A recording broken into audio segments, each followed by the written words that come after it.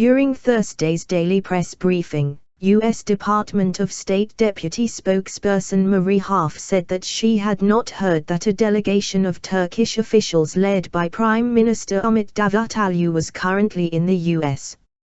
Under normal conditions, it would not be surprising for Harf to be unaware of Davutoğlu's visit to New York to meet with UN Secretary-General Ban Ki-moon and talk with financial institutions in an attempt to attract investment to Turkey.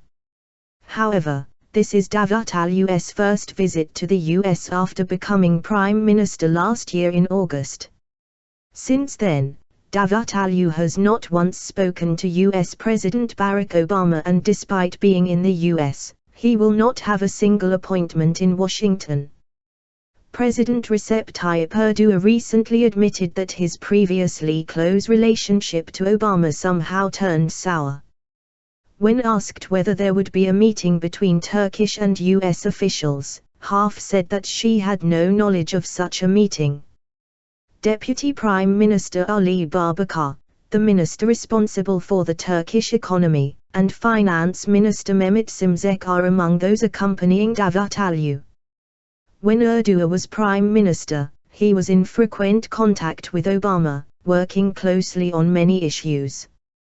The differences in the two countries' Syrian policies and anti-democratic developments in Turkey, including the restrictions on freedom of expression, press freedoms and the government's tightening grip on the judiciary, have changed the nature of the relationship. Then, a first ever in Turkish-American history, when the White House denied that Obama had made comments claimed by Erdoğan after a phone conversation in February last year, also damaged Turkey's credit in Washington. Turkey's reluctance to contribute to the US-led coalition against the terrorist Islamic State in Iraq and the Levant, ISIL, has also been an issue between Washington and Ankara. Since last summer, a number of US officials, including Vice President Joe Biden, then Secretary of Defense Chuck Hagel and Secretary of State John Kerry, paid visits to Turkey to convince NATO ally Turkey to actively engage in the fight against ISIL. Under pressure by the coalition forces, Turkey recently seems to have changed its stance on ISIL.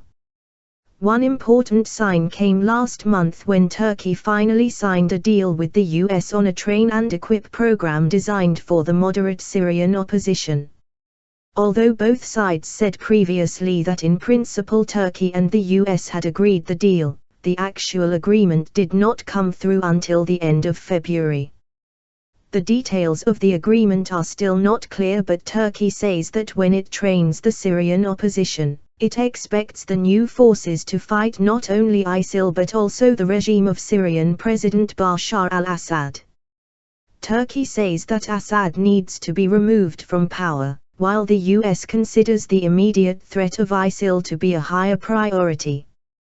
The second sign of Turkey's change of heart on ISIL emerged when Turkey last month launched a military operation with hundreds of troops and a large number of tanks inside northern Syria. The Turkish military extracted its troops guarding the tomb of Süleyman, the grandfather of the founder of the Ottoman Empire in northern Syria, and carried the remains of Süleyman and two of his troops who died with him in the 13th century to Turkey's Al-Urfa province. Turkish officials also announced that they had unilaterally selected a new location for the tomb, this time near the town of Ashmi, within walking distance from the Turkish border. The military operation has been hailed by the ruling Justice and Development Party, AK Party, as a success, but opposition parties and several veteran diplomats criticized the government for abandoning the only Turkish territory which is not attached to the mainland. By relocating the tomb inside Syria due to the threat of ISIL and signing the train and equip deal with the US, Turkey is taking a stronger position against ISIL and is thus becoming a target for ISIL attacks inside the country. Turkey has been the target of criticism for some time for allegedly turning a blind eye to foreign fighters traveling to Iraq and Syria via Turkey to join ISIL. These claims have been repeatedly denied by Turkish officials. According to Davutoğlu, a former AK Party deputy and an expert on Turkish-American relations, Washington seems to have underscored to Ankara that its continued reluctance to support the coalition may have lasting consequences.